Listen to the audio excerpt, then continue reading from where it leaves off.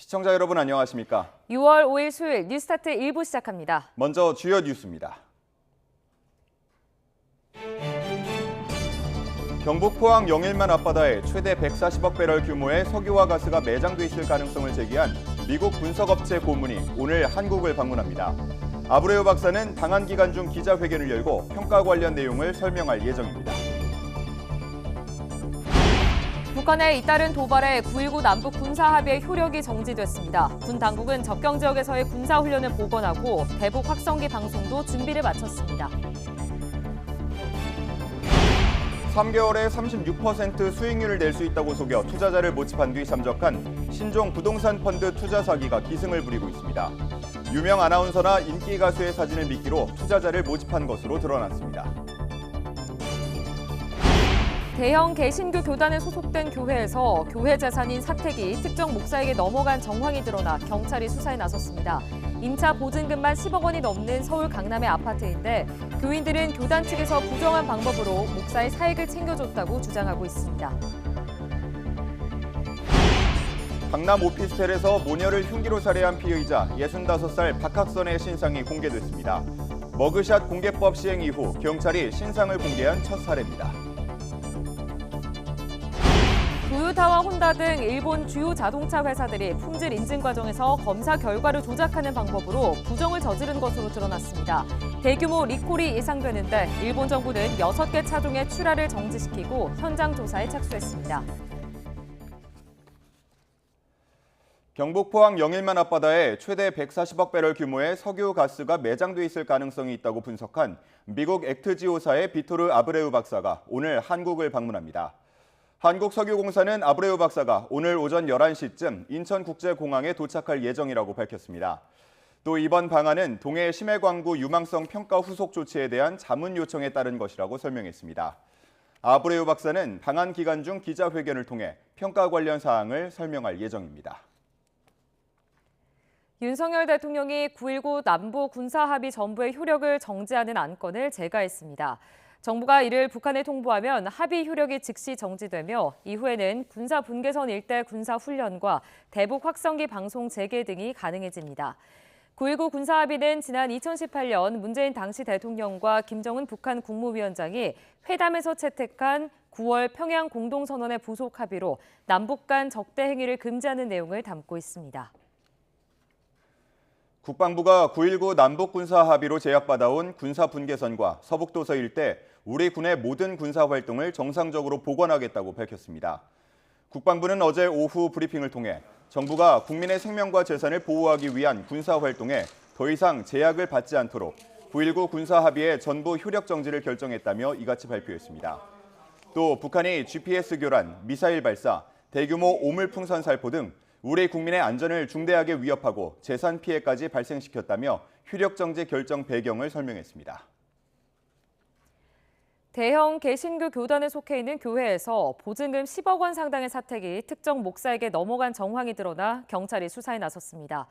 서울수서경찰서는 특정경제범죄법상 업무상 배임 혐의로 A씨 등 대형 교단 소속 목사 3명을 입건해 조사하고 있습니다. 이들은 교회 사택이었던 서울 강남에 있는 보증금 10억 8천여만 원 상당의 아파트를 임차권을 합당한 절차 없이 목사 A씨에게 넘긴 혐의를 받습니다. 서울 강남에 있는 오피스텔에서 모녀 지간인 60대 여성과 30대 여성을 살해한 피의자의 신상이 공개됐습니다. 65세 박학선입니다. 서울경찰청은 어제 중대범죄신상공개법에 따른 신상정보공개심의위원회를 개최한 뒤 박학선의 얼굴과 이름 등을 공개했습니다. 경찰은 박 씨가 저지른 범행의 잔인성이 인정될 뿐 아니라 피해가 컸고 증거가 충분하다고 설명했습니다. 유명인 사진을 도용해 신뢰를 얻은 뒤 고수익을 보장한다며 부동산 펀드 투자를 유도하는 사기가 기승을 부리고 있어 각별한 주의가 필요합니다. 금융감독원은 8시간마다 복리로 0.5%의 수익률을 올릴 수 있다거나 3개월간 36%의 수익률을 거둘 수 있다는 식의 부동산 펀드 투자 사기 피해가 늘고 있어 각별히 주의해달라고 당부했습니다. 금감원은 현재까지 접수된 피해 사례가 15건이지만 앞으로 더 늘어날 것으로 예상하며 해당 업체에 대해서는 수사를 의뢰한 상태라고 밝혔습니다. 세계 완성차 1위 업체인 도요타 자동차 본사 내에서도 자회사 다이아스공업과 마찬가지로 품질 인증 취득을 위한 부정행위가 이뤄졌던 것으로 확인됐습니다. 일본 국토교통청은 토요타를 비롯해 마쓰다, 야마하 발동기, 혼다, 스즈키 등 5개 업체로부터 자동차 성능 시험에서 부정행위가 있었다는 사실을 보고받았다고 발표했습니다. 이들 업체가 인증 부정을 신고한 모델은 모두 38개이며 그중 지금도 생산되고 있는 차량은 6개 모델입니다. 국토교통청은 6개 모델에 대해 출하 정지를 지시했습니다.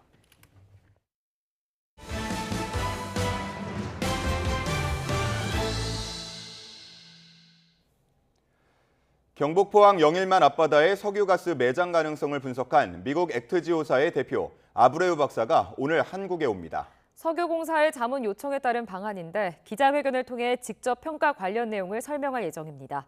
보도에 이지은 기자입니다. 경북 포항 영일만 앞바다에 최대 140억 배럴 규모의 석유가스가 매장돼 있을 가능성이 있다고 분석한 미국의 액트지오사. 정부는 액트지오를 이렇게 평가했습니다. 액트지오라고 하는 세계적으로 아주 전문성이 뛰어난 이 지질 탐사 전문 기업이 있는데 액트지오의 대표를 맡고 있는 아브레오 박사는 남미 가이아나 탐사에 참여한 인물로 엑슨모빌의 지질그룹장 출신입니다. 지금 같이 일하고 있는 팀들은 전 세계에서 이 지질 탐사에 관련돼서는 가장 뛰어난 전문성을 가지고 있는 사람들이고요. 가이아나에서도 미개발 지역에서 이걸 발견을 해냈던 그런 경험을 갖고 있는 분입니다. 아브레우 박사는 오늘 오전 11시쯤 인천공항에 도착할 예정입니다. 한국석유공사의 자문 요청에 따른 방안으로 기자회견을 통해 직접 평가 관련 사항을 설명하게 됩니다. 액트지오의 전문성을 둘러싸고 논란이 일자 석유공사는 아브레우 박사는 액트지오의 소유주라면서 대외적으로는 고문 또는 컨설턴트로 활동하고 있다고 밝혔습니다. 또 액트지오사는 2016년 설립 뒤 가이아나와 볼리비아 등에서 여러 주요 프로젝트 평가를 맡았다고 설명했습니다. 상주 근무와 관련해서는 다양한 경력의 전문가들이 프로젝트 단위로 협업하는 구조라고 덧붙였습니다. 이런 가운데 정부와 석유공사가 이번 프로젝트를 추진하면서 철통 보완을 위해 붙인 이름도 공개됐습니다. 우선시추 후보 해역은 대왕고래, 다른 곳은 오징어와 명태로 명명됐습니다. 세계적인 해양 시추 업체인 노르웨이 시드릴과 시추선 사용 계약을 맺은 정부는 대왕고래에서 본격적인 탐사 시추에 나설 계획입니다. YTN 이지은입니다. 북한의 잇따른 도발에 맞서 정부가 남북 간 적대 행위를 금지해온 9.19 군사합의 전체 효력을 정지했습니다. 이에 따라 접경 지역에서 북한의 도발에 대응한 우리 군의 군사 행동이 가능해졌는데 대북 확성기 방송은 북한 상황에 따라 시행한다는 방침입니다. 김대근 기자가 보도합니다. 지난 2018년 문재인 당시 대통령과 김정은 북한 국무위원장이 채택한 9월 평양 공동선언의 부속 합의인 9.19 군사합의. 지상과 해상, 공중에서의 모든 적대 행위를 금지했습니다. 그러나 북한은 합의 이후에도 우리 GP를 향해 총격을 가하거나 동서의 NLL을 넘겨 미사일과 포를 쏘고 최근엔 오물풍선을 살포하거나 GPS 전파 교란 공격을 가해왔습니다. 정부는 결국 이 합의의 효력을 정지했고 윤석열 대통령 재가를 거쳐 언론 브리핑을 통해 북한에도 통보했습니다. 북한의 도발에도 합의를 준수해왔지만 국민의 안전을 위협하고 재산 피해까지 입히는 북한의 도발을 효력 정지 배경의 근거로 들었습니다. 이러한 사태를 초래한 책임은 전적으로 북한 정권에 있으며 북한이 추가 도발을 감행한다면 우리 군은 굳건한 한미연합방위태세를 기반으로 적강끝 원칙하에 단호히 응징할 것입니다. 북한의 계속된 합의 위반으로 무용지물로 남아있던 9.19 군사합의는 이제 사문화됐습니다. 군과 정부는 전방 지역에서의 군사훈련은 물론 대북 확성기 방송도 언제든지 시행할 수 있는 기반을 마련했다고 강조했습니다. 이에 따라 대북 확성기 방송은 북한의 추가 도발 여부에 따라 시행 여부를 최종 결정할 방침입니다. 정부는 북한이 도발을 멈추고 남북 간 신뢰가 회복되면 이번 조치에 대해 추가적인 판단을 할 수 있다며 북한의 변화를 촉구했습니다. YTN 김대근입니다.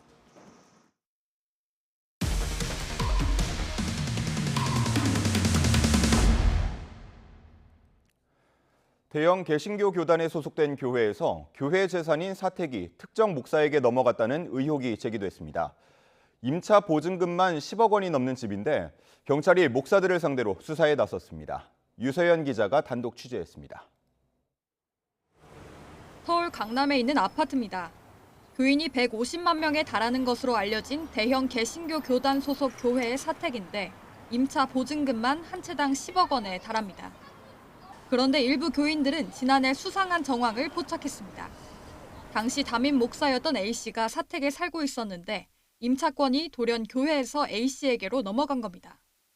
우리 성도들이 헌금을 해서 마련한 그 교회 재산을 지키는 것은 또 우리 성도들의 도리인데 교회 그 사택으로 등기가 돼 있었던 건데 그 교회 재산인데 이것이 말소가 돼버린 것이기 때문에 심지어 당시 A씨는 이미 교회 안에서 금품 수수 등 관련 비리로 징계를 받고 담임 목사직에서 내려온 뒤였습니다.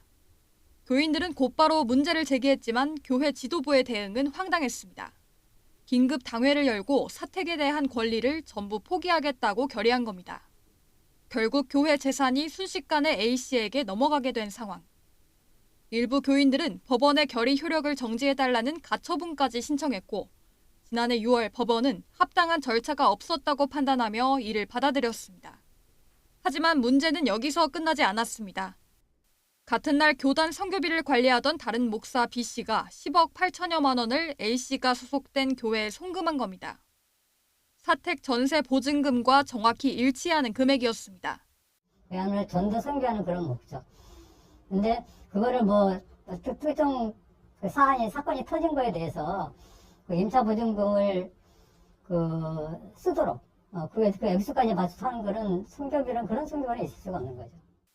교단 측은 당시 각종 의혹으로 A씨가 퇴임해야만 하는 상황이라 위로금 명목으로 사택 임차권을 이전했다고 설명했습니다.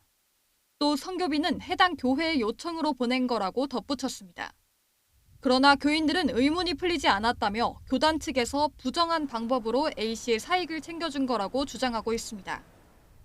경찰은 A씨를 비롯한 목사들을 불러 조사하는 등 수사를 이어가고 있습니다. YTN 유서연입니다. 서울 강남에 있는 오피스텔에서 모녀 지간인 60대 여성과 30대 여성을 살해한 65살 박학선의 신상이 공개됐습니다. 이른바 머그샷 공개법 시행 이후 경찰이 신상을 공개한 첫 사례입니다. 임예진 기자입니다. 지난달 30일 서울 대치동에 있는 오피스텔에서 모녀지간인 두 여성을 살해한 65살 박학선. 경찰은 신상정보 공개 심의위원회를 열고 박학선의 이름과 나이, 얼굴 사진을 공개했습니다. 공개된 얼굴은 구금 당시 촬영 사진입니다. 수사기관이 중대범죄 피의자의 동의 없이도 얼굴을 촬영해 공개할 수 있도록 한 이른바 머그샷 공개법이 시행된 이후 경찰이 신상을 공개한 첫 사례입니다. 심의위원회는 박학선의 범행이 잔인하고 피해가 큰 데다 증거가 충분하다고 판단했습니다. 특히 국민 불안과 유사 범행에 대한 예방 효과 등을 고려했을 때 공공의 이익이 있다고 봤습니다. 박학선도 이의를 제기하지 않아 앞으로 30일 동안 서울경찰청 홈페이지에 신상이 게시됩니다. 박학선은 지난달 30일 저녁 7시쯤 서울 강남구 대치동 오피스텔 사무실에서 연인 관계였던 60대 여성과 그 딸인 30대 여성을 흉기로 살해한 혐의를 받습니다. 도주 12시간 만인 다음 날 아침 서울 남태령역 인근 골목길에서 체포돼 구속 수사를 받고 있습니다. 박학선은 피해 여성으로부터 이별 통보를 받고 범행을 저지른 것으로 조사됐습니다. 경찰은 피해 유족 등의 진술을 토대로 구체적인 범행 경위를 보강 조사할 방침입니다. YTN 임혜진입니다. 신종 부동산 펀드 투자라며 8시간마다 0.5% 수익률, 3개월에 36% 수익률이 가능하다고 속여 투자자를 모집한 뒤 잠적한 불법 투자업체 피해자가 늘고 있습니다. 유명인 사진을 도용해 홍보하거나 대역 배우를 고용해 투자 성공 후기 영상을 촬영해 투자자를 현혹하고 있어 이에 속지 않도록 조심하셔야겠습니다. 류한웅 기자가 전해드립니다. 평소 부동산 투자에 관심이 많던 김모 씨는 유튜브 알고리즘이 추천한 한 여성의 부동산 펀드 투자 성공 후기 영상을 본 후 영상 주인공과 카톡 채팅방에서 계속 대화를 나누게 됐고 권유에 따라 2,500만 원을 투자하게 됐습니다. 구독하는 채널들이 있었어요. 부동산 재테크나 경매 관련해서 또 이제 뭐 경매를 받아서 뭐 렌트해서 수익을 얻는 이런 것들도 공부하고 하면서 알고리즘을 타고 들어왔어요. 이제 영상을 보면서도 말이 안 된다 생각하면서 그냥 어느 한순간 언제인지 모르게 그냥 빠져드는 것 같아요. 투자금을 입금한 후 수상한 낌새를 알아차렸지만 때는 늦었습니다. 영상 속 여주인공은 8시간마다 복리 0.5%의 수익률과 3개월에 36% 수익률이 가능하다며 자신의 경험을 늘어놨지만 모두 가짜였습니다. 3만 원으로 1억을 만드는데 154일밖에? 헐, 이 말도 안 되는 계산이 가능하게 된 건 바로 복리 때문이죠.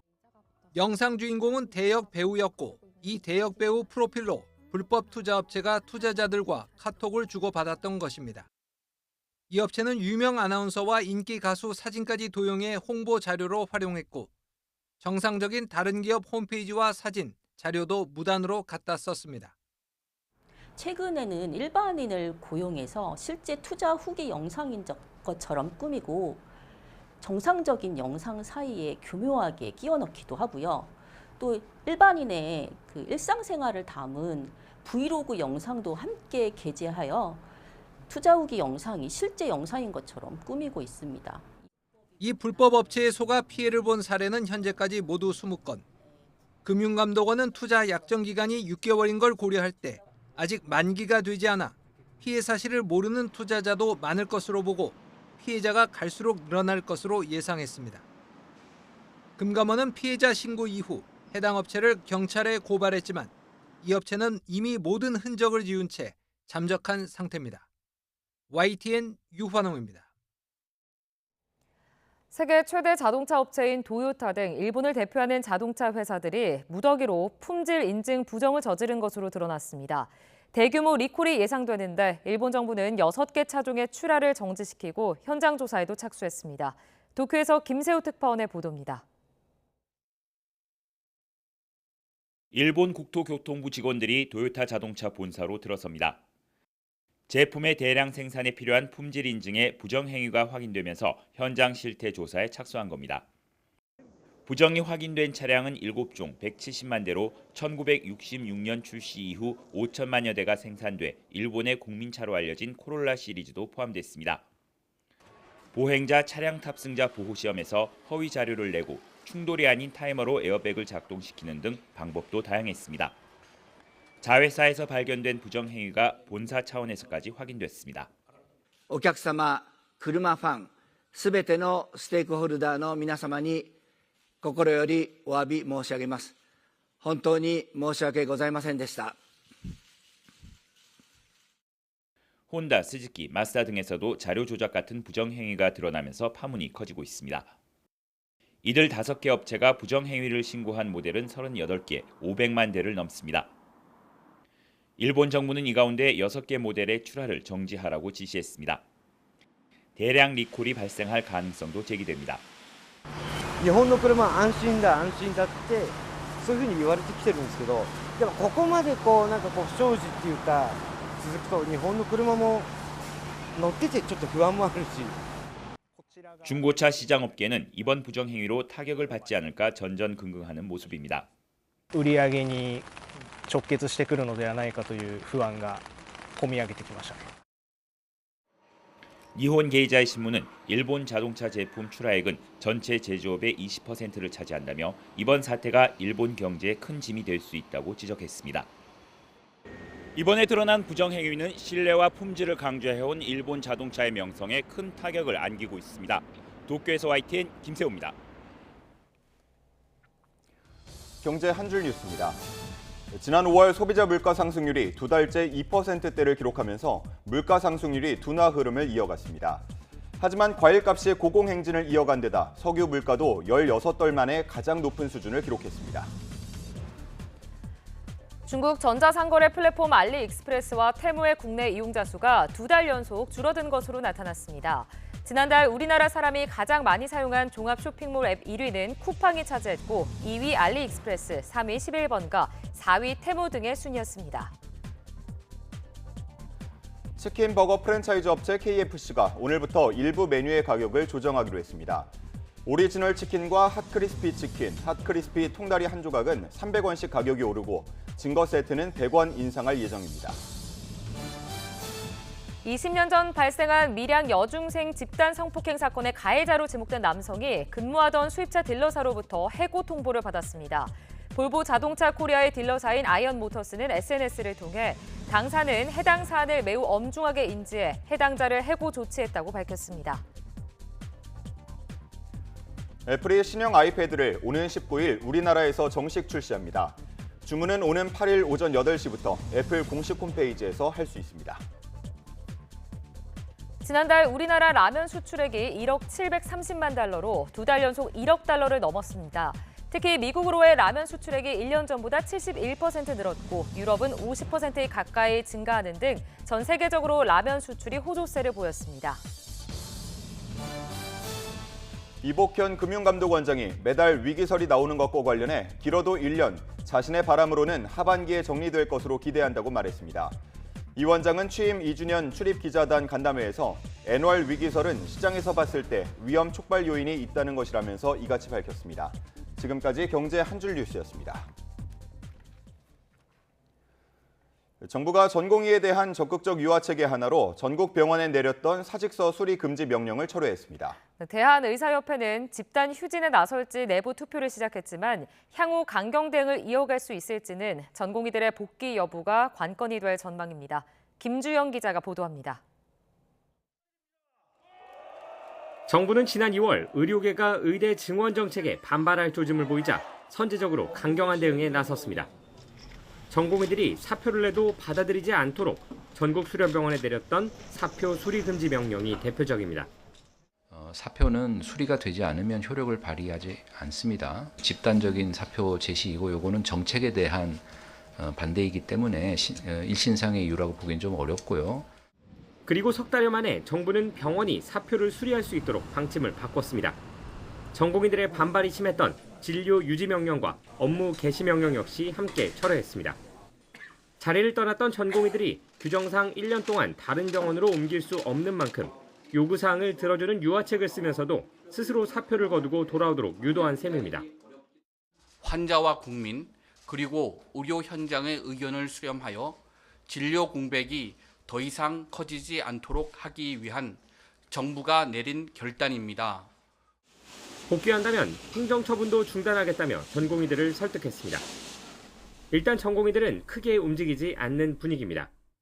명령 철회가 예고된 상황에서도 박단 대한전공의협의회 비대위원장은 자신의 SNS에 달라진 것은 없고 돌아가지 않을 것이라고 선을 그었습니다. 대한의사협회는 오히려 투쟁의 수위를 높이는 방안을 조율하고 있습니다.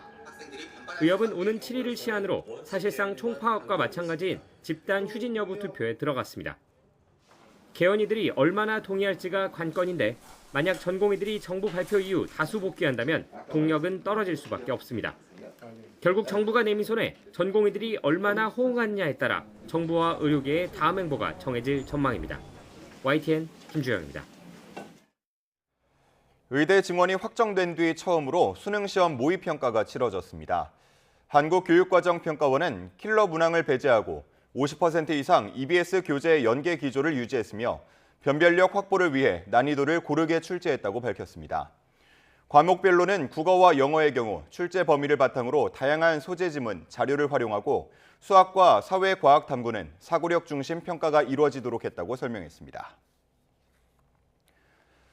홍남기 전 경제부총리 겸 기획재정부 장관이 재직 당시 국가 채무 비율 전망을 축소하고 왜곡했다는 감사원 감사 결과가 나왔습니다. 네, 감사원은 당시 여러 차례 실무자들의 반대가 있었지만 홍 전 장관의 지시와 담당 국장 묵인 아래 비위 행위가 이뤄졌다고 밝혔습니다.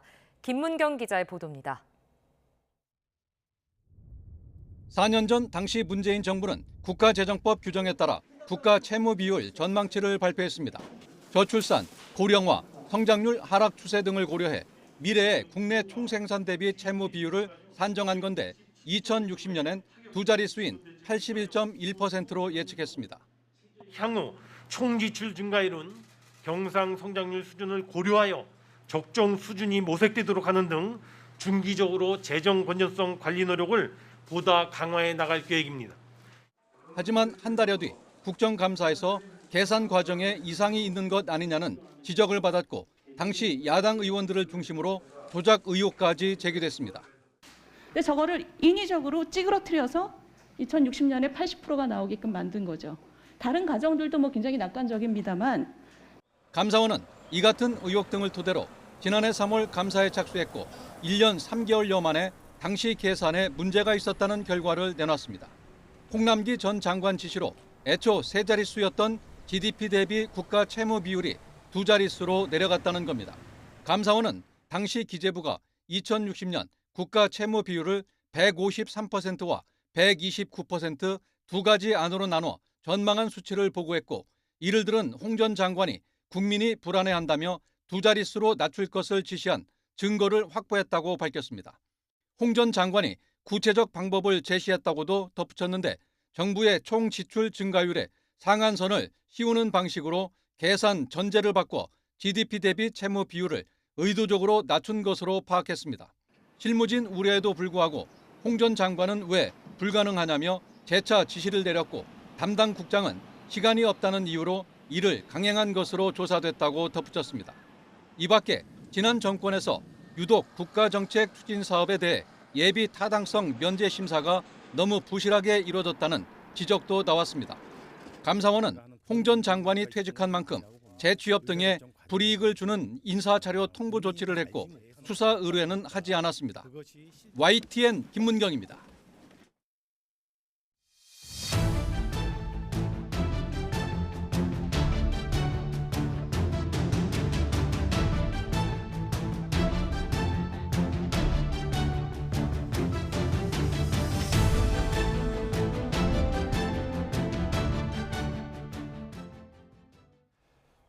아프리카 대륙 국가들과 함께하는 첫 정상회의이자 현 정부 최대 규모의 다자회의인 한아프리카 정상회의가 어제 열렸습니다. 양측은 각종 경제협정을 기반으로 함께 성장하고 국제사회에서의 연대도 더 강화하기로 했습니다.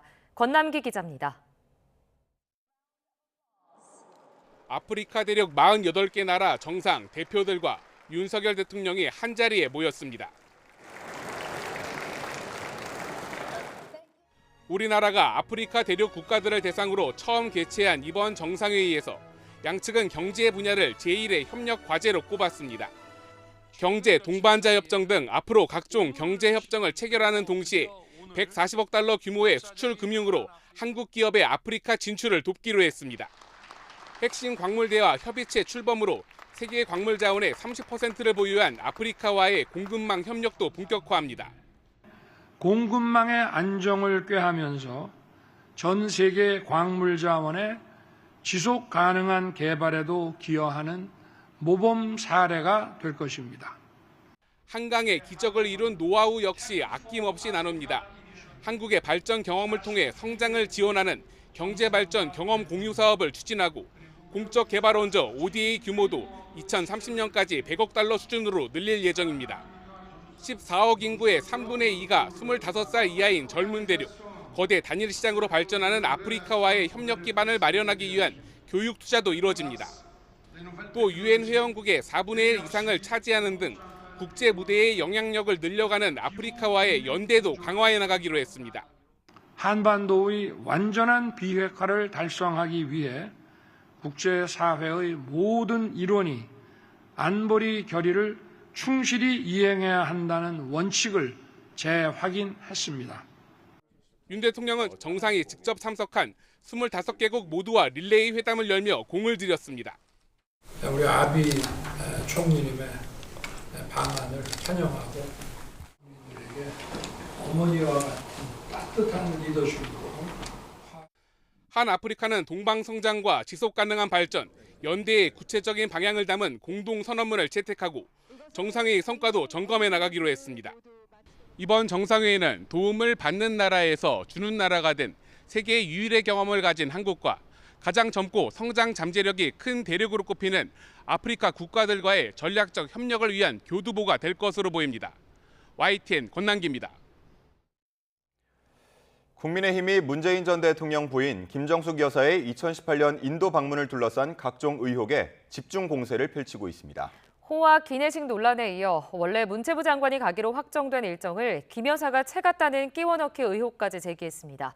강민경 기자가 정리했습니다. 국민의힘 박수영 의원은 2018년 11월 김정숙 여사의 인도 방문이 한 달 전까지는 문체부 장관의 출장 일정이었다는 의혹을 제기했습니다. 문체부가 외교부에 보낸 협조 요청 공문을 근거로 제시했습니다. 문체부가 민간 항공기 편명까지 담아 장관 출장의 세부 일정을 짰는데 문재인 청와대가 막판에 개입해 김 여사 일정으로 바꿨다는 겁니다. 대통령 전용기를 띄우고 원래 일정이 없던 타지마할 인근 공항 경유까지 추가했다는 게 박 의원의 주장입니다. 앞서 국민의힘은 김 여사의 인도 방문 당시 36명 기내식 비용이 6,200여만 원이었다는 이른바 호화 기내식 의혹을 꺼내 들기도 했습니다. 기내식에 6천만 원을 넘게 사용했다거나라는 식의 도저히 국민들이 상식적으로 납득할 수 없을 만한 그런 팩트들이 더 밝혀지고 있거든요. 결국 김 여사 인도 방문은 외유성 출장이고 국고 손실을 초래한 직권 남용이라는 게 여당의 공격 지점입니다. 윤상현 의원은 인도 방문 논란에 더해 단골 디자이너 딸 채용과 의상 구매 특활비 처리 의혹 등을 묶어 종합특검법을 발의했습니다. 그 진상을 규명하고 국민적 의혹을 해소하고 또 대통령 재임 중 배우자 비위와 관련된 유사 사건의 재발을 방지하기 위해서입니다. 당 지도부 역시 신속하고 엄정한 조사를 촉구하고 있는데 특검 주장과는 거리를 두고 있습니다. 모든 것을 특검으로 하자 그러면 대한민국 검찰이 왜 있어야 하고 경찰이 왜 있어야 하고 사법기관이 왜 있어야 하겠습니까? 당 차원에서 김정숙 여사 특검을 주장하면 반대로 야당의 김건희 여사 특검 주장에 힘을 실어줄 수 있다는 우려도 깔린 것으로 보입니다. 이에 따라 당 일각에선 김정숙 여사 관련 의혹을 권익위에 맡겨야 한다는 의견도 나오고 있습니다. YTN 강민경입니다. 김정숙 여사의 인도 순방을 두고 국민의힘이 거듭 의혹을 제기하자 민주당은 윤석열 대통령의 해외 순방비도 공개하라며 반발하고 있습니다. 뚜렷한 근거도 없이 김정숙 여사가 마치 호화로운 식사라도 한 것처럼 호도하고 있다며 법적 조치에도 나서겠다고 밝혔습니다. 정인용 기자입니다. 민주당은 2018년 김정숙 여사 인도 순방에 국민의힘이 불분명한 기내식 공세를 벌이고 있다며 치졸하기 짝이 없다고 깎아내렸습니다. 정부가 즉시 기내식비 상세 산출 내역을 공개하면 그만이라면서 윤석열 대통령의 해외 순방 비용도 공개하라고 반격했습니다. 기내식비는 얼마였고 밤마다 재벌 회장들과 가졌다는 술자리 비용은 얼마였는지 또 그 비용은 누가 냈는지 공개하십시오.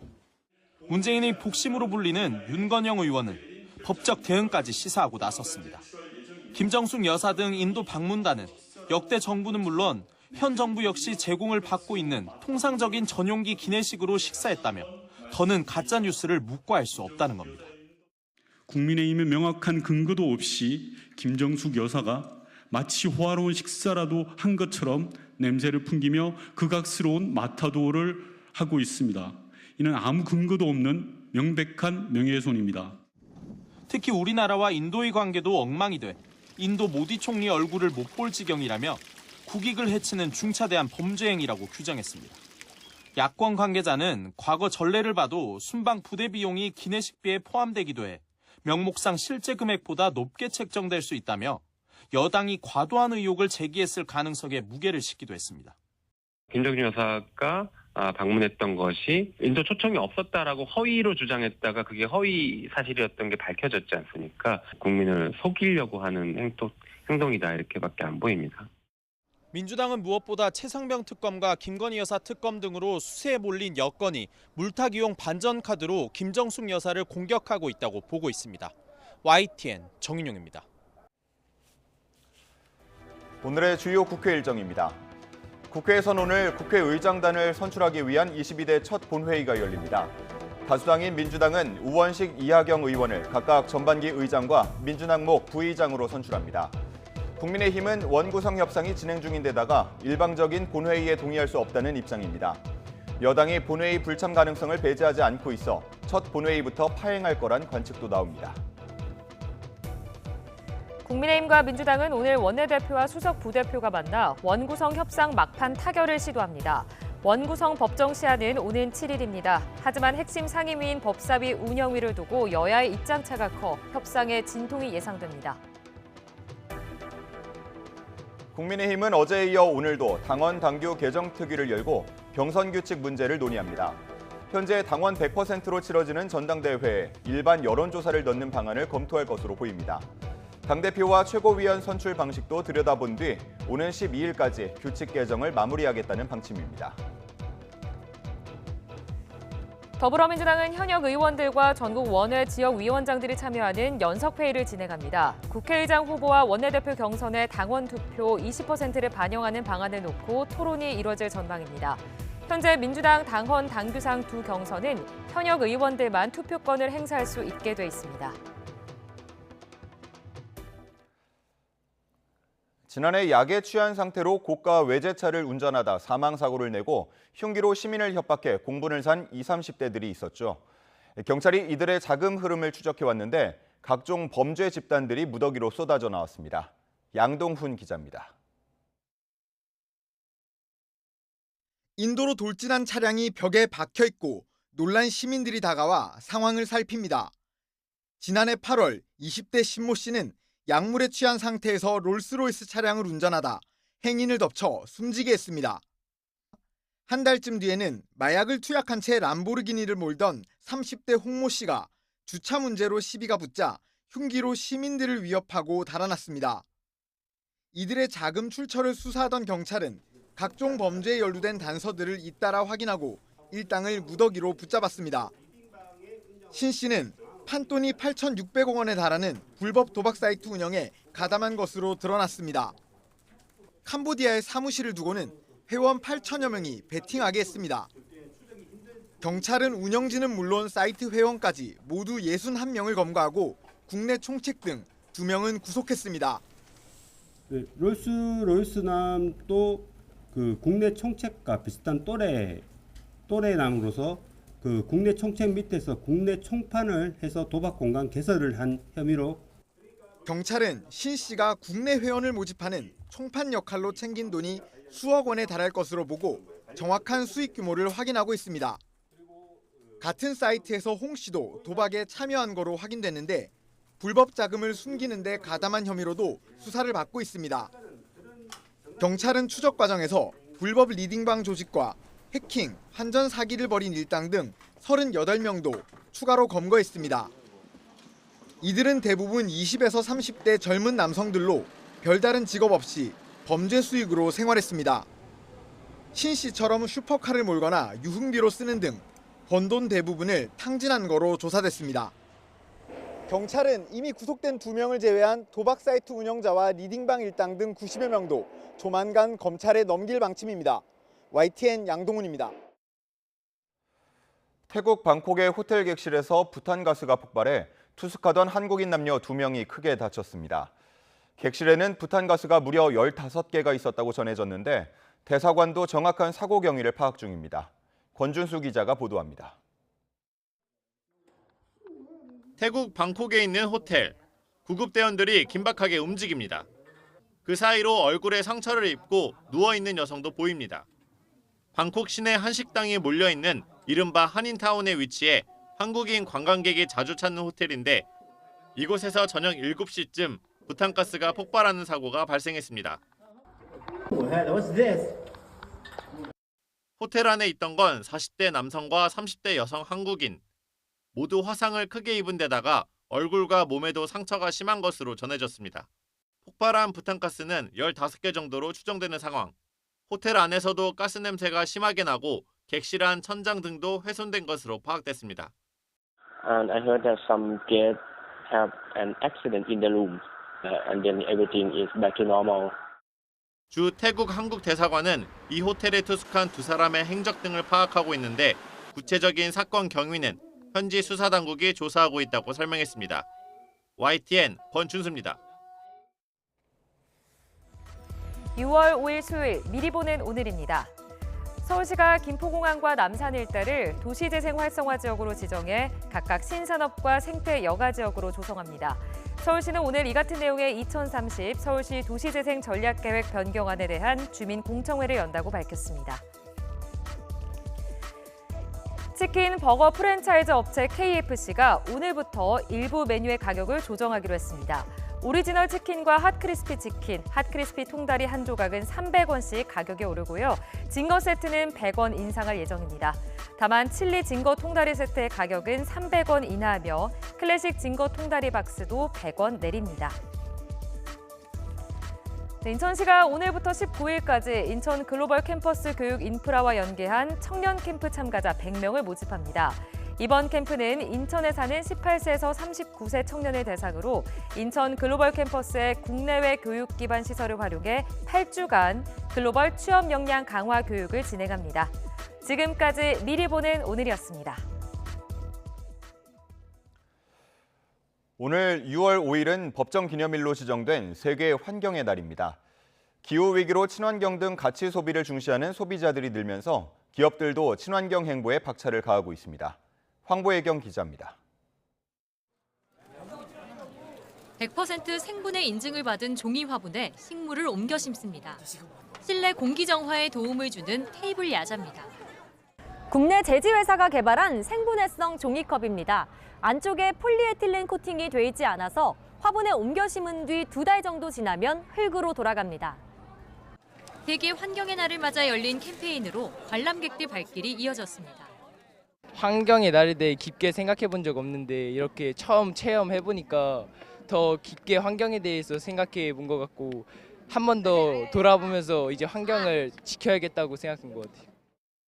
가치 소비가 주요 소비 경향으로 자리 잡으면서 친환경 제품을 선택하는 소비자들이 늘고 있습니다. 국내 대형마트 친환경 전문관에서는 생산 과정에서 저탄소 기준을 충족한 신선식품을 판매합니다. 지난해 매출이 한 해 전보다 12% 증가한 1,000억 원을 기록했는데 특히 영유아 자녀를 둔 3040 세대 고객이 눈에 띄게 늘었습니다. 아기가 생기고 나서부터 좀 더 유기농이라던가 친환경 자연적인 것들을 좀 더 찾게 되는 것 같고 그렇게 해서 조금이라도 더 건강하게 먹이고 싶다는 마음이 더 컸던 것 같아요. 지난해부터는 사탕수수 찌꺼기를 활용한 포장재를 도입했습니다. 나무를 베지 않고 토양에서 자연 분해되기 때문에 앞으로도 추가적으로 개발하는 상품에 대해서는 사탕수수 찌꺼기를 활용한 포장재를 지속적으로 활용할 계획이 있습니다. 젊은 층의 친환경 소비도 확대되는 추세입니다. 또 다른 대형마트에서는 20대의 친환경 제품 구매가 1년 전보다 20% 늘어나면서 가장 높은 증가율을 기록했습니다. 기후변화 등 환경 문제가 피부로 다가오면서 제품의 친환경성이 소비자들의 중요한 선택 요인이 되고 있습니다. YTN 황보혜경입니다. 쓰레기 문제로 눈살 찌푸릴 일 많죠. 불필요한 일상의 쓰레기를 줄이고 환경을 지키기 위해 나선 상점들이 늘고 있습니다. 윤태인 기자가 다녀왔습니다. 한낮 지하철역입니다. 가득 찬 쓰레기통을 비워보지만 다시 차오르는 건 순식간입니다. 2시간 정도가 지나니 일반 쓰레기는 절반 정도, 재활용 쓰레기는 80%가 넘게 찼습니다. 음료가 찬 일회용 컵들도 같이 버려둬서 치우기가 여간 힘든 일이 아닙니다. 역사 곳곳에도 쓰레기가 떨어진 모습을 어렵지 않게 볼 수 있습니다. 여기도 놓고 가셨네요. 쓰레기 문제와 싸우는 게 영무원들의 주요 일과가 되기도 합니다. 때 저녁 시간하고 금요일, 토요일, 일요일 날 주말에는 정말 수시로 치우는데도 쓰레기가 바로바로 금방 차고 그럽니다. 그러나 쓰레기통이 좀처럼 차지 않는 곳도 있습니다. 아이와 산책을 나온 윤하능 씨. 카페에 들러 마음에 드는 텀블러를 골랐습니다. 아이의 입가를 닦을 땐 카페에 마련된 수건을, 커피를 마실 땐 다회용 빨대를 사용합니다. 이런 텀블러 사용이나 일회용 냅킨 대신에 빨아서 쓸 수 있는 손수건을 쓴다는 거, 쓰레기도 나오지 않고 좋은 것 같아요. 쓰레기 배출을 최소한으로 줄이는 이른바 제로 웨이스트 카페입니다. 처음 방문한 손님도 거부감보다는 반가운 마음이 앞섭니다. 쓰레기통에 항상 이렇게 테이크아웃 잔이나 냅킨이나 이런 게 수북히 쌓여가 있는 경우가 있거든요. 근데 그런 거 없이 쓰레기통도 깨끗하고. 칫솔부터 비누 수세미까지 다양한 생필품을 파는 잡화점. 이곳은 제품마다 포장재가 없는 게 특징입니다. 세제나 섬유유연제는 각자 가지고 온 공병에 담아갈 수 있습니다. 플라스틱 폐기물 없이 원하는 양만큼 사갈 수 있어 손님들 호응도도 높습니다. 점주들이 제로웨이스트 매장을 운영하는 이유는 단연 환경보호입니다. 어렸을 때부터 자연, 동물에 관심이 많았었거든요. 내 공간을 가지고 주도적으로 좀 제로웨이스트를 실천하고 싶다고 생각해서 카페를 열게 되었어요. 쓰레기 문제를 해결하고 환경을 지키기 위해선 모두의 제로웨이스트 실천이 필요한 때라고 고객들도 입을 모았습니다. YTN 윤태인입니다. 8년간 표류하던 경기도 용인시 옛 경찰대 부지 개발 사업이 본궤도에 오르게 됐습니다. 90만 제곱미터의 땅에 대규모 주거, 문화, 체육 공간이 들어서게 됩니다. 최명신 기자입니다. 지난 2013년 충남 아산으로 이전하고 남은 옛 경찰대 건물과 땅입니다. 바로 옆 법무연수원 부지를 합쳐 90만 제곱미터가 넘습니다. LH가 2016년 공동주택 6,600호를 지을 계획이었지만 교통대책 미흡 등으로 개발 계획이 틀어지면서 8년간 방치됐습니다. 그동안 오래 들어 방치가 되고 관리가 안 돼서 조명이 밝혀지지 않기 때문에 범죄 우려성이 많아서 항상 우려가 되어 왔었습니다. 용인시가 LH와의 협의 끝에 공동주택 규모를 5,400호 미만으로 20% 줄이기로 합의하면서 개발 사업이 급물살을 타게 됐습니다. 용인시는 사업지 중앙에 9만 제곱미터 부지를 LH로부터 기부 체납받아 시민들을 위한 문화체육시설을 지을 예정입니다. 시민들이 우려했던 교통혼잡 문제는 광역교통 개선 대책 7개 노선 가운데 6개 노선이 확정돼 대부분 해소될 전망입니다. 특히 영동고속도로 동백나들목 신설도 LH가 비용을 30% 가까이 부담하는 쪽으로 가닥이 잡혔습니다. 8년 동안 아무런 변화가 없었던 옛 경찰대 부지를 제대로 개발해서 시민들을 위한 훌륭한 공간으로 거듭나도록 하겠습니다. 용인시는 애초 개발 계획에서 반영되지 않았던 지원시설 용지도 연말까지 지구계획 변경을 통해 확보하기로 했습니다. YTN 최명순입니다. 음주 뺑소니 혐의로 검찰에 송치된 가수 김호중 씨의 소속사가 폐업 수순을 밟고 있습니다. 생각 엔터테인먼트는 어제 소속 가수인 금잔디 씨와 전속 계약을 끝내기로 했다고 밝혔습니다. 계약 기간이 끝난 가수 영기 씨도 재계약을 하지 않기로 했고 가수 홍지윤 씨도 새 소속사를 찾는 중인 것으로 파악됐습니다. 소속사 측 관계자는 다른 모든 소속 연예인들과도 전속 계약을 정리하고 있다고 덧붙였습니다. 넷플릭스 오리지널 드라마 더 에이트쇼에서 동해가 일본해로 잘못 번역된 사실이 알려져 뒤늦게 수정됐습니다. 서경덕 성신여대 교수는 SNS에 배우 류준열이 애국가를 부르는 대사를 스페인어 자막으로 번역하는 과정에서 동해가 일본해로 잘못 표기됐다고 지적했습니다. 이에 대해 넷플릭스는 입장문을 통해 동해가 일부 언어 자막에서 일본해로 표기된 걸 확인해 수정했다면서 유사한 사례가 없을지 검토하고 추후 번역에도 만전을 기하겠다고 설명했습니다. 오늘은 어제보다 기온이 올라 30도 안팎의 이른 더위가 찾아오겠습니다. 네, 하늘은 대체로 맑겠지만 곳곳에 소나기 예보가 있어 주의가 필요합니다. 자세한 날씨 알아보겠습니다. 신미림 캐스터. 네, 기상센터입니다. 네, 오늘 어제보다 덥다고요? 네, 절기망종인 오늘 계절의 시계는 한 달 이상을 앞서가겠습니다. 낮 동안 기온이 크게 올라서 어제보다 더운 날씨가 예상되는데요. 출근길인 현재 서울 기온은 18.3도로 찬 기운 없이 공기가 한결 부드럽고요. 한낮에는 서울 기온 31도까지 오르는 등 한여름처럼 덥겠습니다.